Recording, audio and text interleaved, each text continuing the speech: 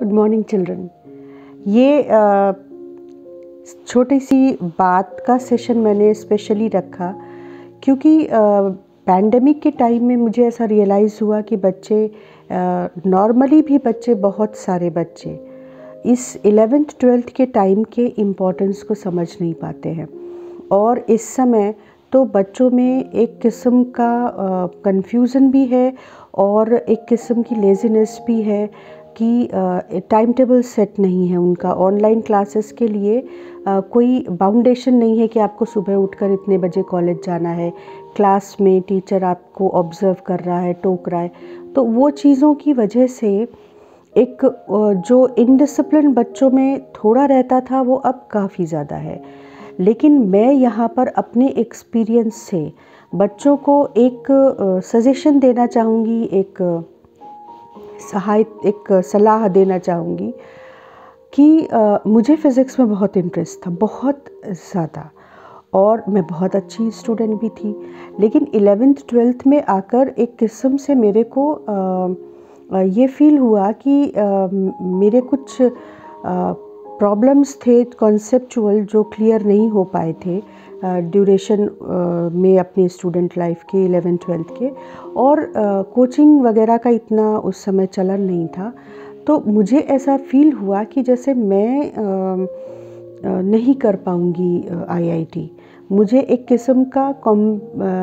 किस्म का डिप्रेशन कह लो उस ड्यूरेशन में हुआ जो 12th में हुआ, और उसके बाद 1 या 2 साल तक मैं उस प्रॉब्लम से गुज़री। जब तक मैं अपनी एक फ्रेंड है रितु कारीधाल, जिसने मुझे एक्चुअली MSc में जब मैं उसके साथ आई तो मैंने वापस अपने कॉन्फिडेंस को गेन किया उसके साथ। और वो एक पॉजिटिव आदमी की पहचान होती है कि आप उसके साथ रहें तो आपके अंदर की निगेटिविटी ख़त्म हो जाती है। तो वो ड्यूरेशन ऐसा रहा जबकि मेरे करियर ने और मेरे सपनों ने बहुत नुकसान फील किया, नुकसान हुआ उनको। लेकिन अब मैं बराबर रियलाइज़ करती हूँ कि वो जो कॉन्सेप्ट्स थे उस समय ना तो YouTube अवेलेबल था, इतना कंटेंट नहीं था, YouTube तो था ही नहीं उस समय। तो वो जो प्रॉब्लम मुझे हुई वो प्रॉब्लम आज के बच्चों को को नहीं है बिल्कुल भी। इवन कि अगर वो गांव में, घर में, कस्बे में हैं और अगर बस एक उनके पास सपना भर है कि उनको सीखना है तो वो कुछ भी सीख सकते हैं और कुछ भी कर सकते हैं। रिसोर्सेस कम है तो भी कर सकते हैं। तो क्या चीज़ लैक कर रही है? लैक कर रहा है इतना सारा इन्फॉर्मेशन होने से उनके अंदर 2 तरह की प्रॉब्लम्स आ गई हैं। एक कन्फ्यूज़न कि कहाँ जाएं, क्या पढ़ें और क्या छोड़ें, और दूसरा कि एक किस्म का ओवर कॉन्फिडेंस कि हम तो सब कर लेंगे। लेकिन तैरना सीखने के लिए पानी में खुद कूदना पड़ता है, इंस्ट्रक्टर कूदना कितना भी बताए। तो ज़िंदगी में 2 चीज़ें इम्पॉर्टेंट होती हैं, एक गुरु की कृपा और दूसरा कि आप मेहनत करने के लिए तैयार हों। तो क्यों ऐसा ज़रूरी है कि हम एक अच्छे कॉलेज से अपना ग्रेजुएशन करें? क्योंकि आप इसे बाद में बहुत रिग्रेट करेंगे। मैं फ़िज़िक्स के अपने ड्रीम को, फ़िज़िक्स के अपने इंटरेस्ट को उस दौरान इनकलकेट नहीं कर पाई। इसलिए नहीं कि मैं लापरवाह थी, इसलिए क्योंकि मैंने अपने ऊपर एक इन्फीरियरिटी कॉम्प्लेक्स, एक कॉम्प्लेक्स कि मैं नहीं कर सकती, ये ओढ़ लिया था। मैंने ये नहीं सोचा कि लड़ने वाले की तो जीत होती ही होती है। तो आपको अगर कुछ नहीं आता है तो आप उसके लिए कोशिश करेंगे, पर आप छोड़ कैसे सकते हैं अपने सपने को? और मैंने छोड़ा था अपने सपने को। आप ये इस फीलिंग के साथ कैसे रह सकते हैं कि हम नहीं कर सकते? हम क्यों नहीं कर सकते? नहीं कर सकते को आप बार बार खुद से कह रहे हो, क्यों नहीं कर सकते इसको खुद से पूछो ना। और दूसरी बात है कि जब आप समय खराब करते हैं, कहीं ना कहीं जब हम नहीं कर सकते की फीलिंग मेरे अंदर आई, तो कम समय मैं लगाने लगी अपनी बुक्स के साथ, और ये ज़्यादा सोचती रही कि कैसे होगा कैसे होगा। ये भी एक बहुत बड़ा मिथ है कि कैसे होगा की चिंता तो काम नहीं ख़त्म करेगी ना, आपको करना पड़ेगा, और करने के लिए आप एक स्टेप आगे बढ़ो तो अगला स्टेप समझ आ जाएगा, अगला स्टेप आगे बढ़ोगे तो उसका अगला, और एक दिन आप सीढ़ियाँ पूरी कवर कर जाओगे। तो निगेटिविटी बिल्कुल नहीं होनी चाहिए। जिस भी बच्चे को ये फील होता है कि हम नहीं कर सकते, मैं कहती हूँ तुम ही कर सकते हो, तुम भी नहीं, तुम ही कर सकते हो। और दूसरा, कैसे करेंगे?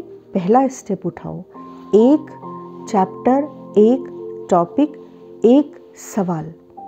तो आज के तो बच्चे को ये समस्या भी नहीं है कि अगर ये टॉपिक नहीं आता है तो मेरी तरह किताबों से, जो चुप खामोश किताबें हैं, उनसे पढ़ कर और फिर स्ट्रगल करके नहीं सीखना है।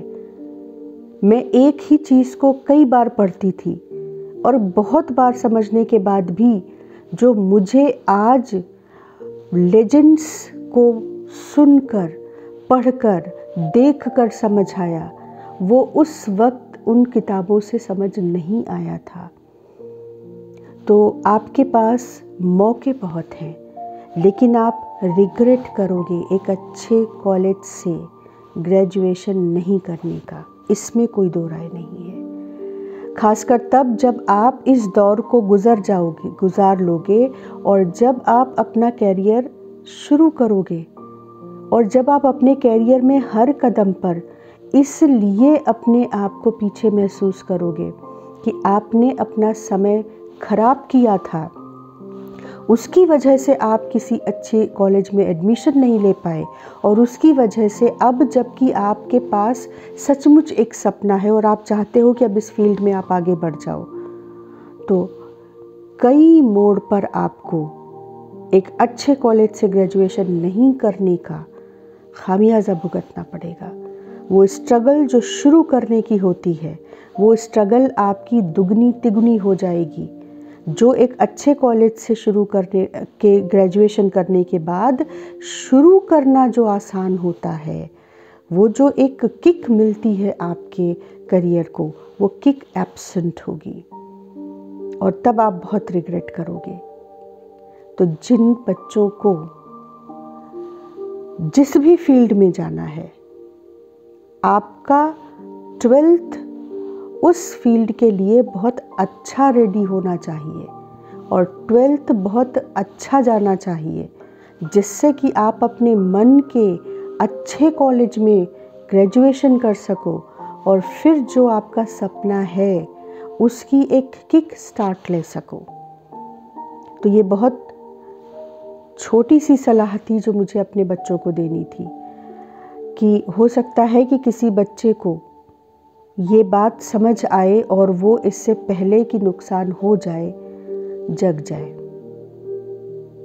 मैं रिग्रेट करती हूँ उस 3 से 4 साल के समय को, जब मैंने अपने कॉन्फिडेंस को खोया था और अपना समय भी खोया था।